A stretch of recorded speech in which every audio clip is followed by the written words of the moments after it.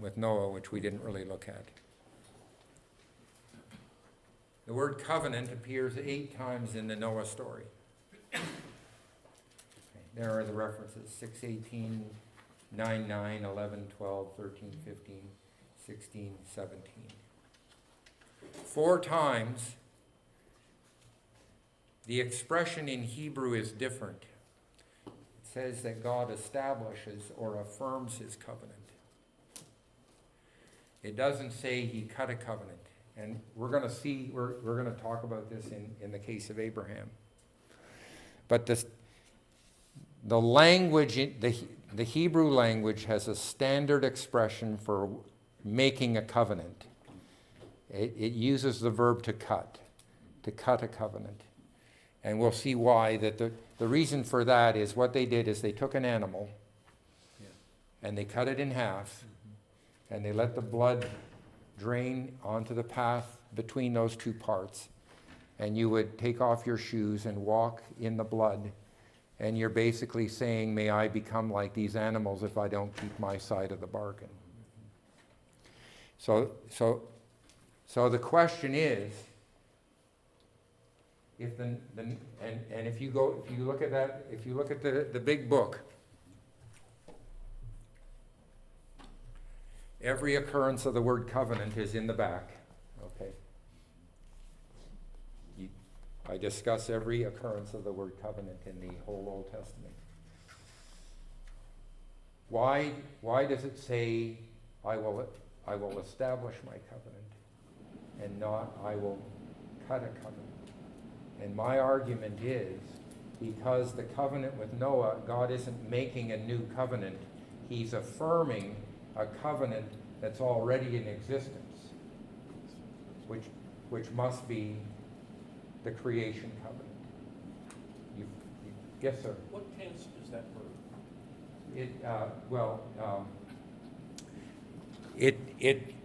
It's when God, the first occurrence is 6:18. He says, "I will establish." It's future.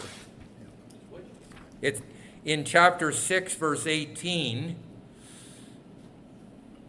And it's future. I will establish my covenant with you.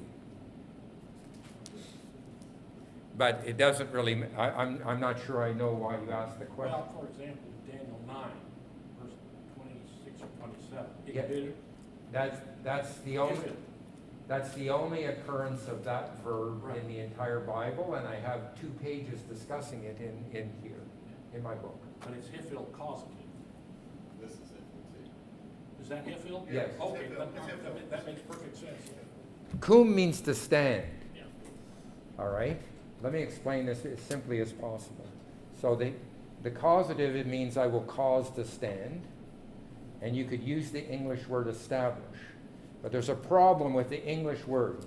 Because if I establish something, that could have 2 different meanings in English. It could mean I'm making something for the first time, or it could mean I'm fixing something that's ruined. Okay? And what the Hebrew means, and I have an analysis of this where I did look at every occurrence right into the Dead Sea Scrolls. And I posted it on, somebody took me to task for this, and I gave them all the big guns. So, it means, when it says, I will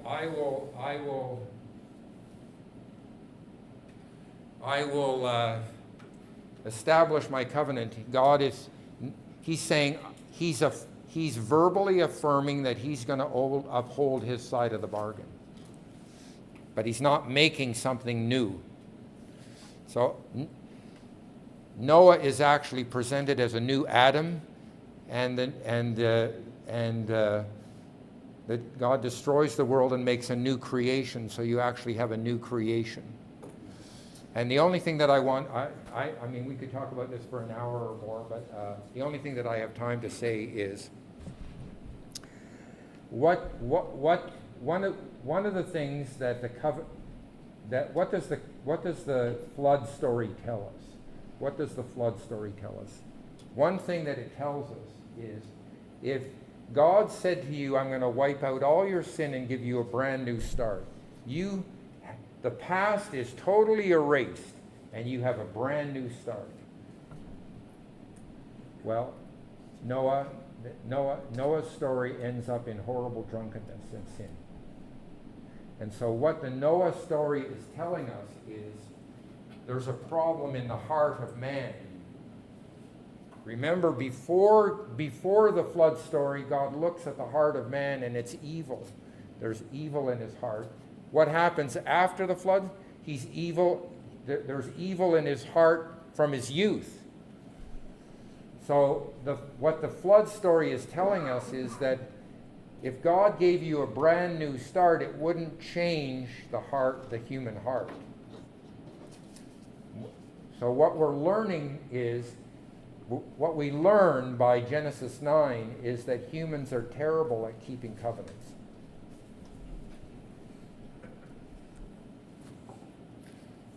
We're horrible covenant partners. All right, so now we're going to look at the covenant with Abraham. And let's see, try to deal with this as ably as I'm possible.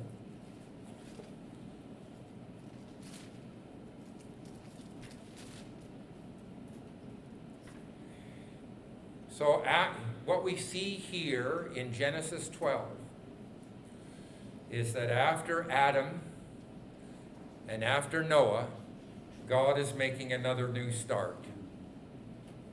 And Abraham and his family constitute another Adam. He's an Adamic figure, and I'm going to prove that to you. Notice the parallels in the biblical narrative. So Adam and Eve had 3 sons. Obviously they had more. We know they had more children, but in the narrative, there's only Cain, Abel, and Seth, right? So it's a story about a man with 3 sons. What's the story of Noah? It's the story of a man with 3 sons. What's the story of Abraham? It's the story of a man with 3 sons, right? So Terah has 3 sons, right? So the author wants you to see these parallels, these literary parallels, and make an association and say, well, here we're coming to another Adam figure, okay? So Terah had 3 sons, Abram, Nahor, and Haran. This parallel is a literary technique inviting the reader to compare Abram with Noah and Adam. There are other parallels. Genesis 12 is a new creation. Let's see if I have any.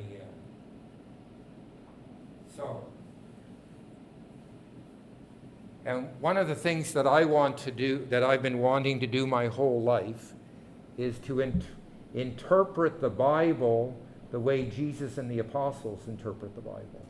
Okay? First and foremost, I am a Christian.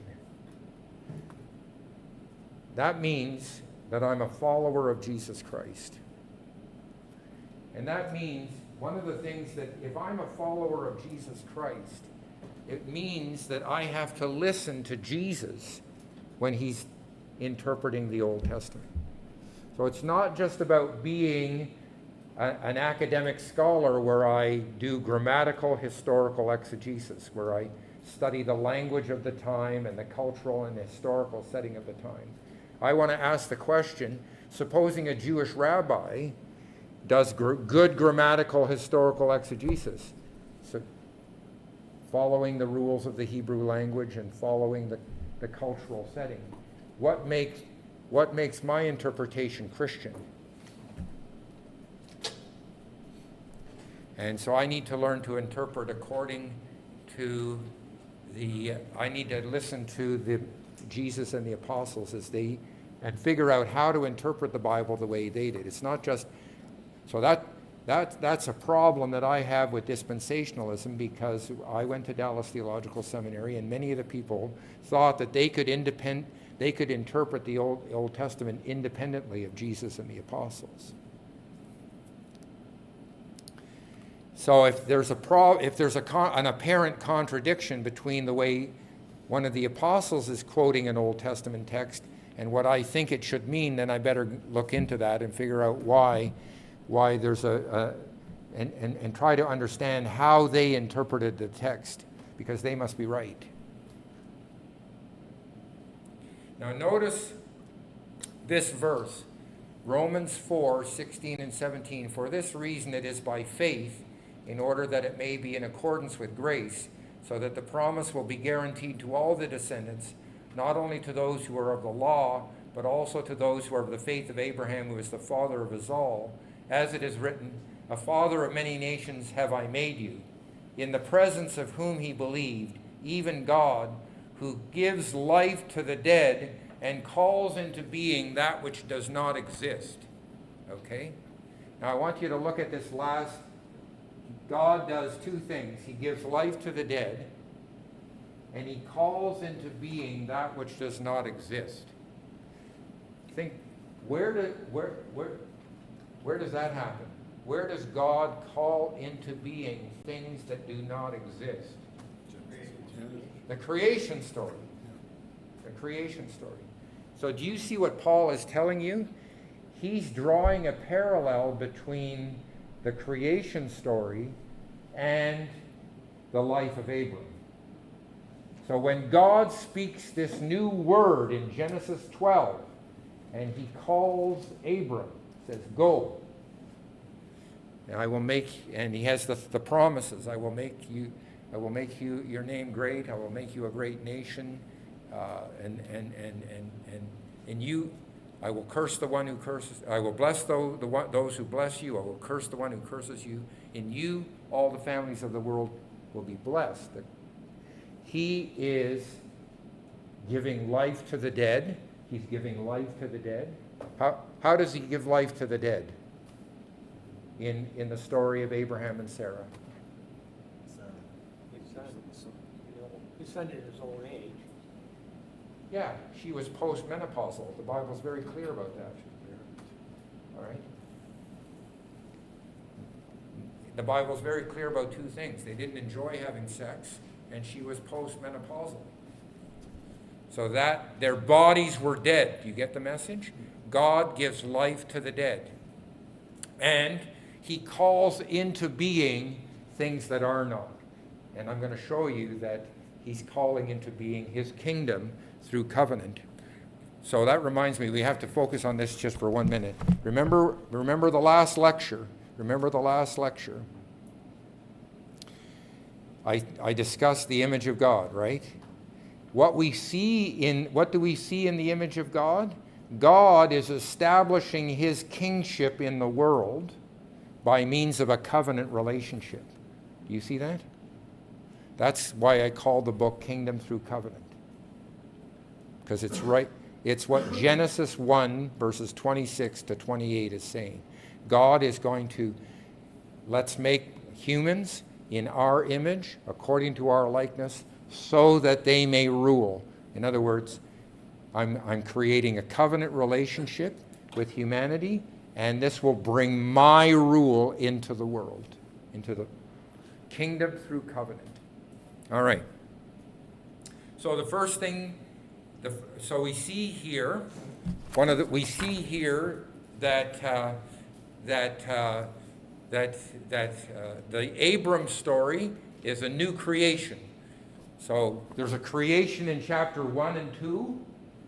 There's a new creation in the flood story because God wipes out the first creation and makes a new creation, right? And I discuss all the parallels between Noah, the Noah story, and the creation story. And now we're having another new creation, okay? And I'm going to show you the parallels very quickly. Israel is presented as another Adam. Israel, and in fact, I would say Israel is the last Adam because there are no new major starts in the Bible after this. Okay? And you see this by looking, what I want you to do is you look at the word blessed. You see the word bless? God blessed them. God blessed them and said to them, be fruitful and multiply. You see? So what we're going to do is we're going to look at the words blessing, be fruitful, and multiply in the book of Genesis. So there's Genesis 1:28. There's Genesis 12. I will bless you. I will make your name great. So you shall be a blessing. I will bless those who bless you. We'll come back to that. Genesis 17. I will make my covenant between me and you. I will multiply you exceedingly.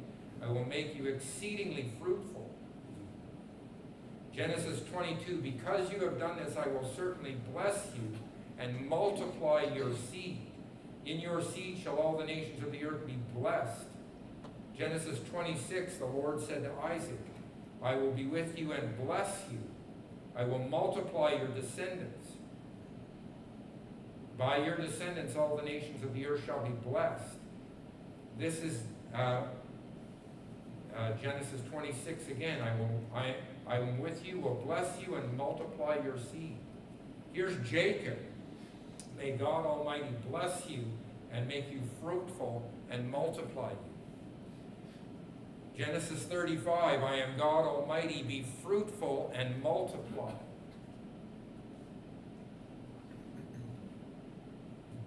Genesis 47, thus Israel lived in the land of Egypt, past tense. They gained possessions in it and were fruitful and multiplied. Do you see what the author is doing?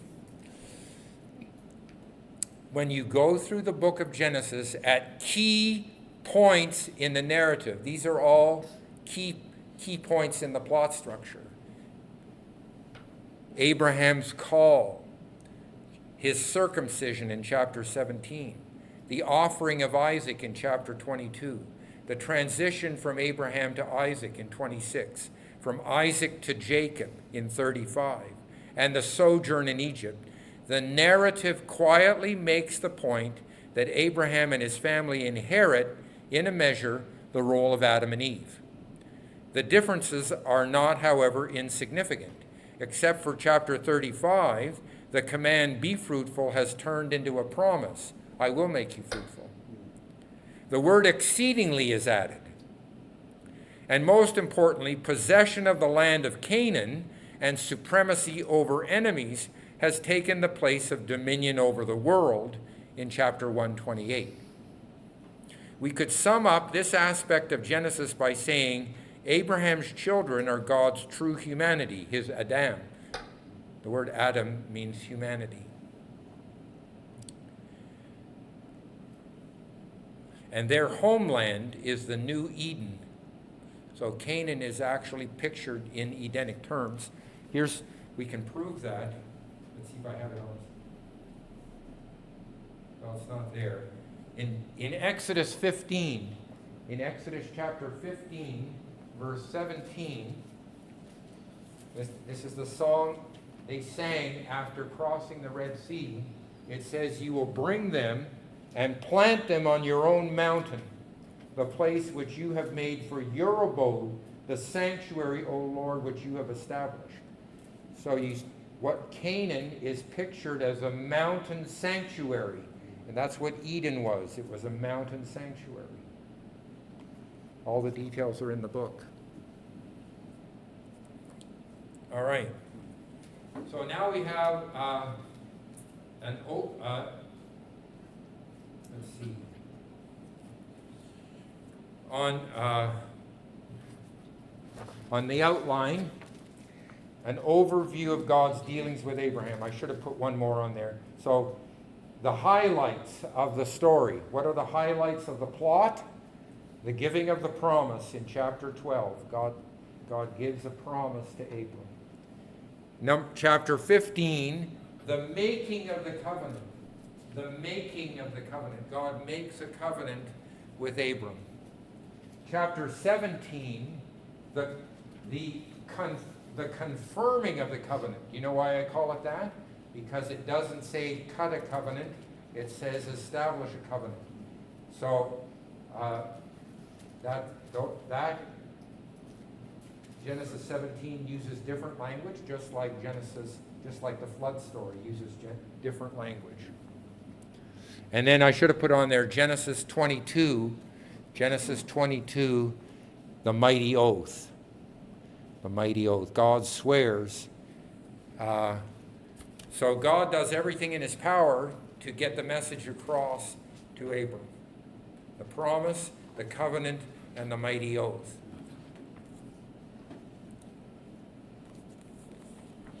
All right? Now, if you look at your handout, it's important to get the literary structure right. So, in all of my classes, when I begin teaching something, the first thing I say is, let's look at the literary structure. What is the shape of the text? How has the author arranged his thoughts? If you get that right, you're getting the big picture right. Okay? Now, I'm going to read it, Genesis 12. And Yahweh said to Abram, go from your country, from your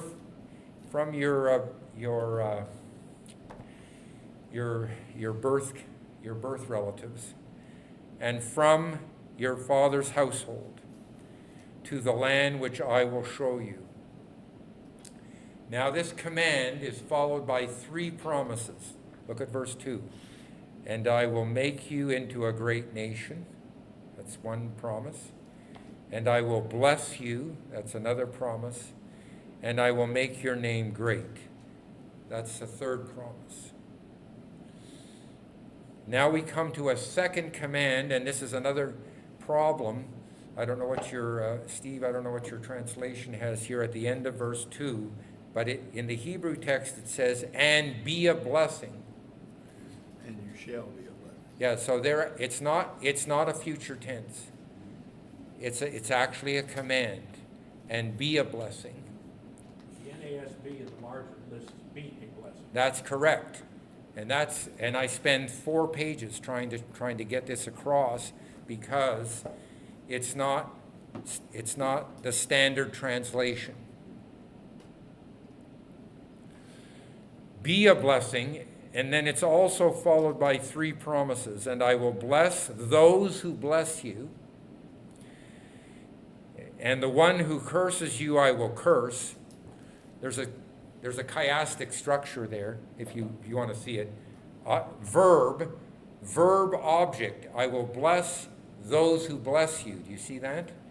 Then the next sentence is, the one who blesses you I will bless. The one who curses you I will curse. That's object, verb. Verb, object, verb. That's a chiastic structure. And then thirdly, in you all the families of the earth will be blessed.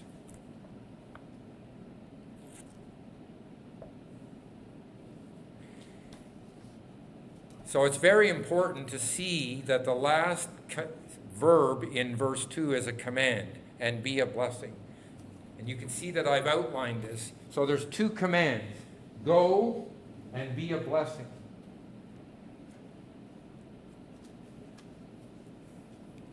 And each command is followed by 3 promises.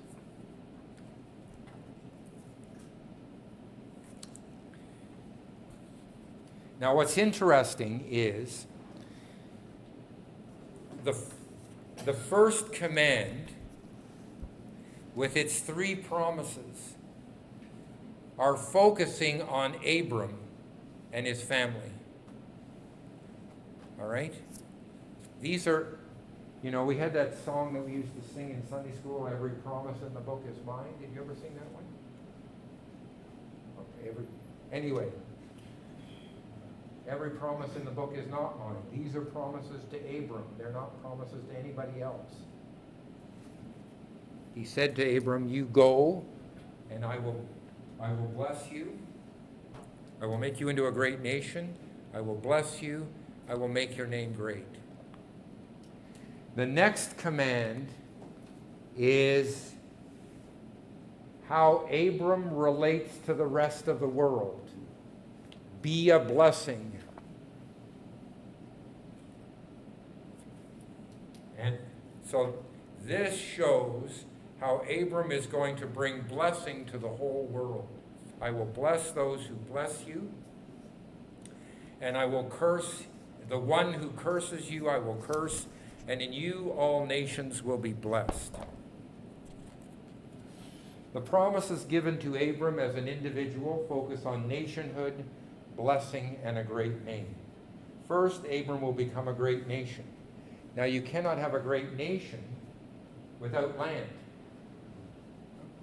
So if you get married and then you have a baby, what do?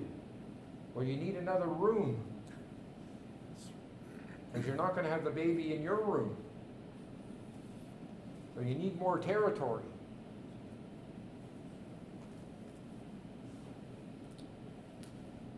So that idea, the idea of land, is actually implied, and it's made specific later on. Verse 4, and Abram went as God spoke to him, as Yahweh spoke to him, and Lot went with him. Now Abram was 75 years old when he went out from Haran, and Abram took Sarai his wife, and Lot, the son of his brother, that is his nephew, and all their stuff which they acquired, and the people which they acquired in Haran, so they bought slaves. And they went to the land of Canaan, and they came to the land of Canaan. And Abram passed in the land as far as the place of Shechem, as far as the oak of Moreh, and now the Canaanite was dwelling in the land. Verse 7, Yahweh appeared to Abram, and he said to him, to your seed I will give this land. So the idea of land is implied. If you're going to have a lot of people, a lot of children, they got to have somewhere. It's now made very clear and specific in verse 7. Seed and land.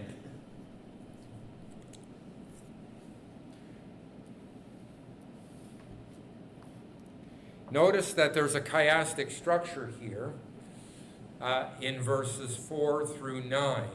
Verses 4 through 6, this is on your handout, at the bottom of the handout. You see the obedience of Abraham in verses 4 to 6. You see then God appears to him and confirms his promise. And then you see obedience in verses 8 and 9. So that's an A-B-A pattern. An A-B-A pattern. So the obedience is repeated with God's confirmation in the middle. Verses 8 and 9 speak of Abram building an altar and calling out in the name of Yahweh and pitching his tent. The altar and the tent characterize Abram's activities in Canaan. Note that the altar is mentioned only in connection with sojourning in Canaan. There is no altar during his sojourns in Egypt or in Gerar, only half-truths, lies, and troubles. The only place where there's an altar is in Canaan. That's where the will of God is. When he's outside of Canaan, he's outside of God's will.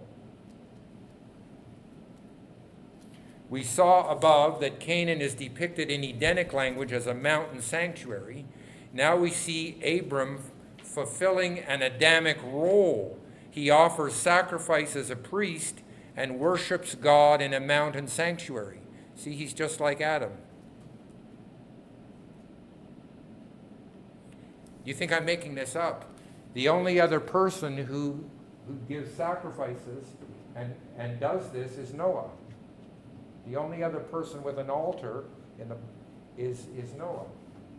And he's an Adamic figure. He's presented as another Adam. The tent, the fact that he has a tent, simply shows that God's promises haven't been fulfilled yet. He doesn't have a permanent dwelling. The second promise given to Abram as an individual is blessing. As the narrative unfolds, we will see what blessing means, and we'll return again to this topic. The third promise is that God will make Abram's name great. There are possible royal overtones to this promise.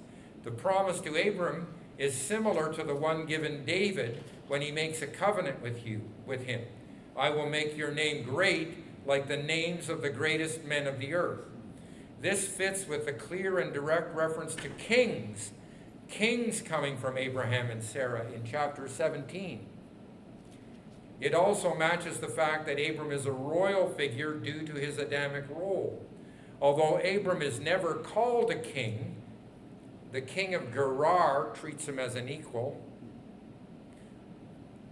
The inhabitants of Hebron call him a prince of God when he goes to buy the property for the burial of Sarah.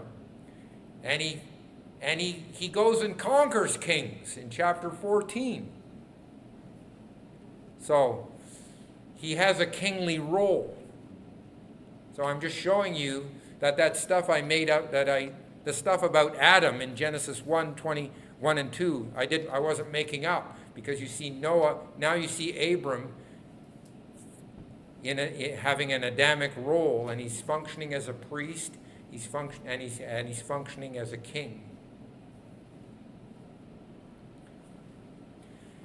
Genesis 14, in fact, presents a surprising figure, Melchizedek, who is a king priest, and the narrator describes Abram as identifying with him.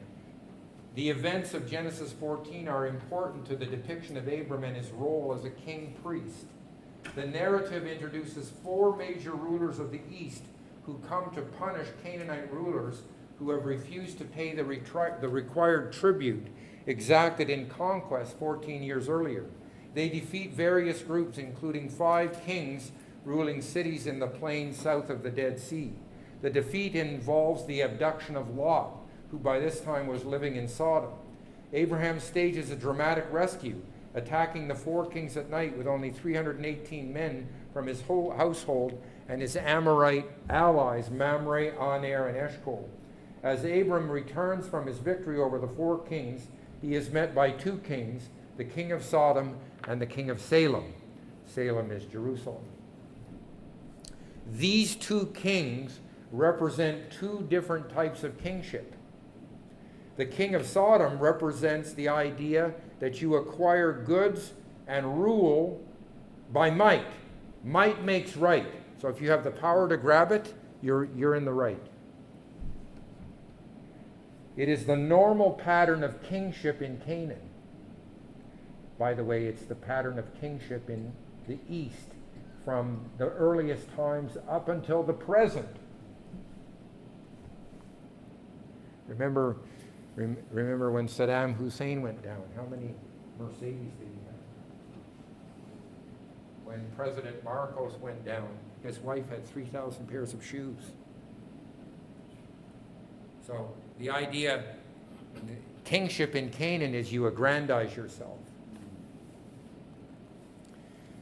Melchizedek is different. He acknowledges a supreme God who is the creator or possessor of everything. Therefore, every ruler must acknowledge the sovereignty of the Most High God and must consider that everything one owns is a gift from him. He is a servant of the Most High God. His kingship is based on the worship of this one God. Abram does 3 things. He identifies the Most High God as Yahweh. He gives a tenth to Melchizedek, and he refuses to accept from the king of Sodom any of the goods that are his by right as the spoils of war. Abraham is thus adopting a king-priest role originally given to Adam. Do you see? He's becoming a servant king instead of the kind of kings that you have in Canaan. There's a little debate over the last phrase, promise, in you all the clans of the earth will be blessed.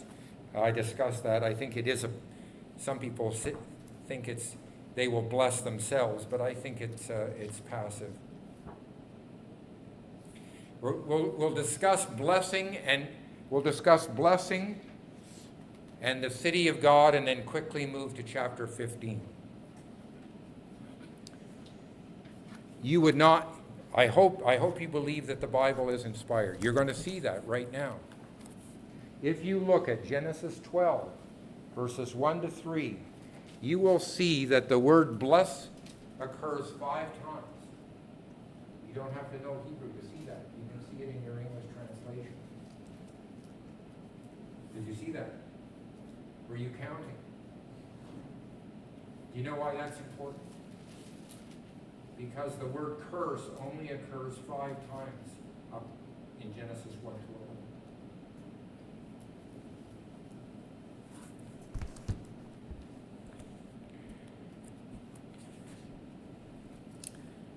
The curse in chapter 3:14 brought the loss of freedom and power, as well as certain defeat and humiliation for the serpent.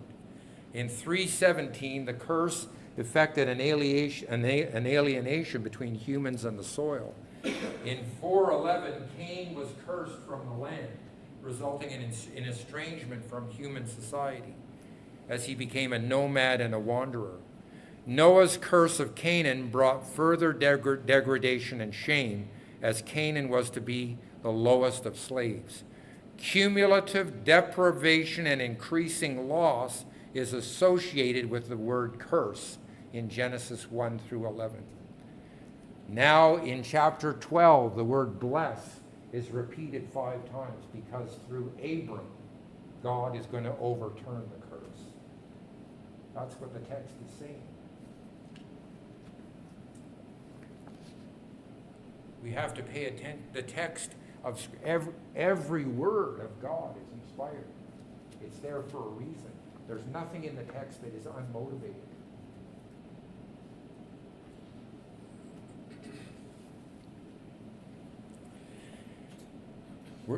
We're going to look now at the last phrase. The first promise is, I will make you a great nation. The first promise is, I will make you a great nation. And the last promise is, in you all the clans of the earth will be blessed.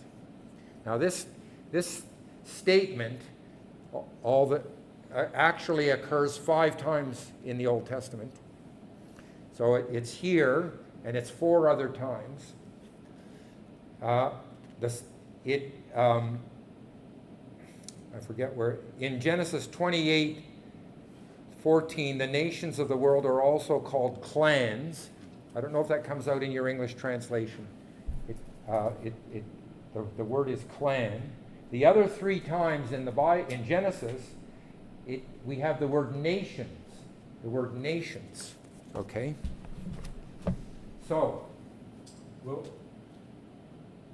what is a clan? Well, a clan is an amorphous kin group it could be between 12 and 14,000 people. So Israel is a nation. Underneath the nation you have tribes. The tribes are broken down into clans. Think of the clans, think of the Scottish clans. The Campbells are coming, all right?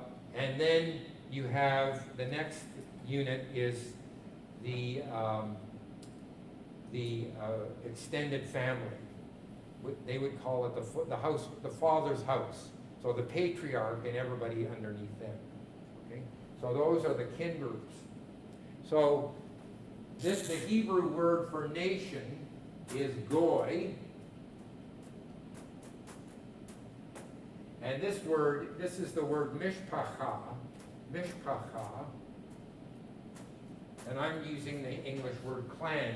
Sometimes the translations aren't very good. They call it family, but if your translation has family, a clan could have 14,000 people in it, and I don't think you've ever been to a family reunion that had 14,000. So I used to ask my students, how many have been to a family reunion that had 50? How many have been to one that had 100? And it usually stops there. So here's a question. I want to show you. I want to ask this question. There's another word in Hebrew, am. Am means people, okay? And it's a kinship term. Am is a kinship term. Now, there's an absolutely consistent usage in the Old Testament. Israel is always called a people, and the other groups are always called nations. Okay? Why is that? because God has a covenant with Israel. And because of the covenant, they're married. You know, think of the book of Hosea. Yahweh and Israel are married. They're family. All right? The word nation is a word that speaks of a group of people that have governmental and political and social structure. A group of people who are going somewhere because they're organized. Okay? So why does he say to Abram, I'm going to make you a goy? He doesn't say, I'm going to make you an a people. He says, I'm going to make you a goy. And he calls the other groups in the world, he doesn't call them nations, he says they're amorphous kin groups, you know. They're clans, they're a bunch of people. Well, the reason why he's saying that is Abraham is going to become the kingdom of God. And the other people, nations of the world, aren't going anywhere. You see that? Do you remember when the devil offered Jesus all the kingdoms of this world? All the broken, tattered kingdoms that are going nowhere. Yeah. It's the kingdom of God that is going to become something. And do you know, how would you communicate that in Greek? How would you communicate that in Greek? Well, the way you communicate that in the Greek of Jesus' time is with the word polis, which means city. Now, when we think of cities, when we think of cities, we think of areas that are populated versus areas that are not so populated. But in the time of Jesus, a polis was a group of people that were organized, had governmental organization, political structure, social structure. In other words, the word polis really meant city-state. You see what I'm trying to say? So the author to the Hebrew was, the author of the book of Hebrews was right. Abram looked for a city whose builder and maker was God. It comes right out of chapter 12. Do you see that? All right, now we only have a few minutes, but we are going to quickly do chapter 15. We're going to do chapter 15. And there's an outline. There's an outline of chapter 15 here, okay? The chapter divides into two halves, and the literary structure of each half is the same. So, first, God reveals himself and makes promises. Secondly, we have Abram's complaint and question, and then we have further revelation from God. Then the thing repeats itself. God reveals himself and makes promises. Abraham has a complaint and a question, and then God reveals himself. The first half is focused on seed, his descendants. He says, God, you know, if you're going to make me a great nation, I got to have at least one baby. We got to get started somewhere. And the second part is about land. And then what we see is that God makes a covenant.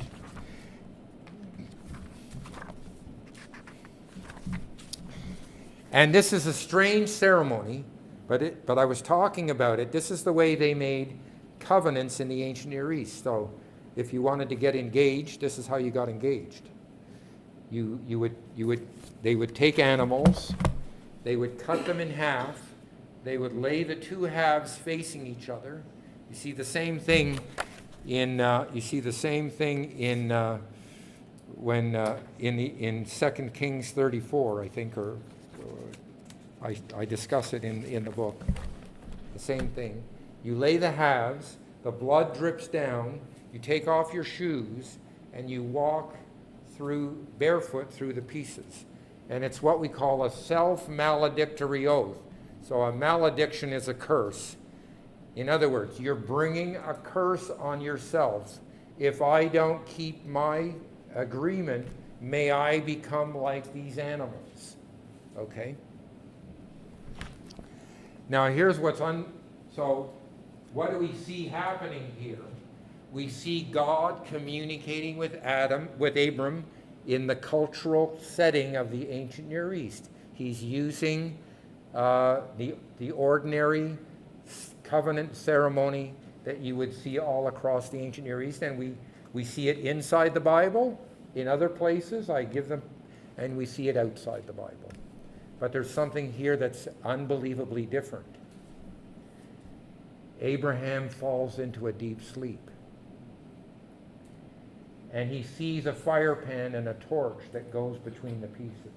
Now, what does that represent? Well, you have to remember, who are the first readers of this text? Who are the first people who read this text? The Israelites coming out of Egypt, right? And how would they understand the fire of the torch and the fire pan? Well, it would be a symbol of God, because how did God reveal himself to Moses at the bush? How did he reveal himself at Sinai? Fire. Every day they went through the wilderness, a pillar of fire at night and a pillar of smoke by day, okay? So the Israelites got this. They understood this text, okay? So only God goes through the pieces. So something terrible is happening here.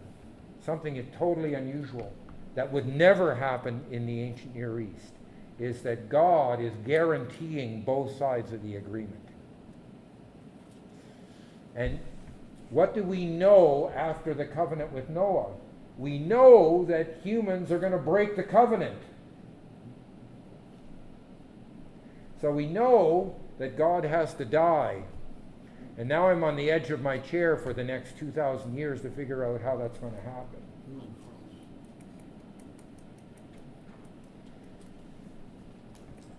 Just let me read this from Ray Vanderlaan. What an awesome God we have, what incredible love he has for his creatures. Imagine the creator of the universe, the holy and righteous God, was willing to leave heaven and come down to a nomad's tent in the dusty, hot desert of the Negev to express his love for his people.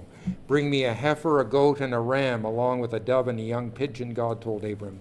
Then when those animals had been sacrificed and laid out on both sides of their shed blood, God made a covenant. To do that, he walked barefoot in the form of a blazing torch through the path of blood between the animals. Think of it, God Almighty walking barefoot through a pool of blood. The thought of a human being doing that is, to say the least, unpleasant. Yet God, in all his power and majesty, expressed his love, that personally. By participating in the traditional Near Eastern covenant-making ceremony, he made it unavoidably clear to the people of that time, place, and culture what he intended to do. I love you so much, Abraham, God was saying, and I promise this covenant will come true for you and your children. I will never break my covenant with you. I'm willing to put my own life on the line to make you understand. Picturing God passing through that gory path between the carcasses of animals, imagining the blood splashing as he walked, helps us recognize the faithfulness of God's commitment. He was willing to express in terms his chosen people could understand. He would never fail to do what he promised. And he ultimately fulfilled his promise by giving his own blood on the cross. Because we look at God's dealings with Abraham as some remote piece of history in a far-off land, we often fail to realize that we too are part of a long line of people with whom God made a covenant on that rocky plain near Hebron. And like those who came before us, we have broken that covenant. When he walked in the dust of the desert through the blood of the animals Abraham had slaughtered, God was making a promise to all the descendants of Abraham, to everyone in the household of faith. When God splashed through the blood, he did it for us. We're not simply individuals in relationship to God. We're part of a long line of people marching back through history, from our famous Jewish ancestors to David, Hezekiah, and Peter, to the millions of unknown believers, from the ancient Israelites and the Jewish people of Jesus' day to the Christian community dating from the early church. We're part of a community with whom God established relationship in the dust and sand of the Negev. But there's more. When God made a covenant, he did something no human being would have ever considered doing. In the usual blood covenant, each party was responsible for keeping only his side. When God made the covenant, he promised to keep both sides. If this covenant is broken, Abraham, for whatever reason, for my unfaithfulness or yours, I will pay the price. At that moment, Almighty God pronounced his death sentence on his son Jesus. So, let's try to quit on time. Anything else, or you? Well, what you can read, if you can read this in the book, I deal with Genesis 17, where Abram and Sarah tried to do things in their own strength, and Abram has not been a very good ambassador. He goes out in public and lies about his wife, and he treats her like dirt. And so God says, walk before me, be my ambassador, and be blameless. And he gives him circumcision as the sign of the covenant.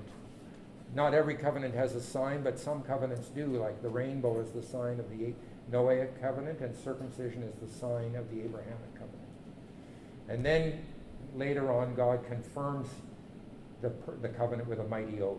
Do you have a question, sir? Yeah, your thoughts or comments on in Genesis 15:5, in light of the idea that you mentioned, is that the New Testament interpretation of the Old Yes. gives us the track. Yes. That the verb to count, according to Brown, Driver, and Briggs, can also be meant to be taken as to understand or comprehend. Uh-huh. In light of when Paul specifically says Yeah. that seed is not plural but singular. Your thoughts on that? Well, Galatians, I got to get my 3:16, I think. those who have the faith of Abraham are the sons of Abraham. And Dr. Wellham deals with this in the book. So the seed of Abraham in the Bible has 4 different meanings. So it's the physical offspring of Abraham. So Ishmael was the seed of Abraham, as well as Isaac, for example, right? Jacob as well as Esau as well as Jacob. But then it has to do with the believing seed, and then it has I forget the 4 meanings, but Jesus Christ is the seed in the singular, and then all those who have the faith of Abraham are the seed of Abraham. Well, in Galatians 3:16, Yes. it seems to me Paul is quite clear Yes, that when he's referring to Genesis 15:6, yes, that it is, or Genesis 15:5, that it is the singular Christ, Messiah. and we proved that in the book. So if you look in the big book, Yeah. the word seed, the Hebrew word seed is like the English word seed. So it can be collective or it can be singular. Do you understand what I'm saying grammatically? So it can be a collective plural or it can be singular. But in Hebrew, when it occurs with singular verbs and singular adjectives, it's singular. And when it occurs with plural verbs and plural adjectives, it's plural. And Paul is right, because in those passages in Genesis, it's occurring with singular verbs and adjectives. So that raises the question then, the verb for Abraham to go out and count. This is a rabbit trail, I don't want to go down it, but there's the idea that rather than going out and say 1, 2, 3, 4, 5, 6, that there's the idea that Abraham is to comprehend some kind of a message. Yeah. Well, I don't know. I'd have to give more thought to that.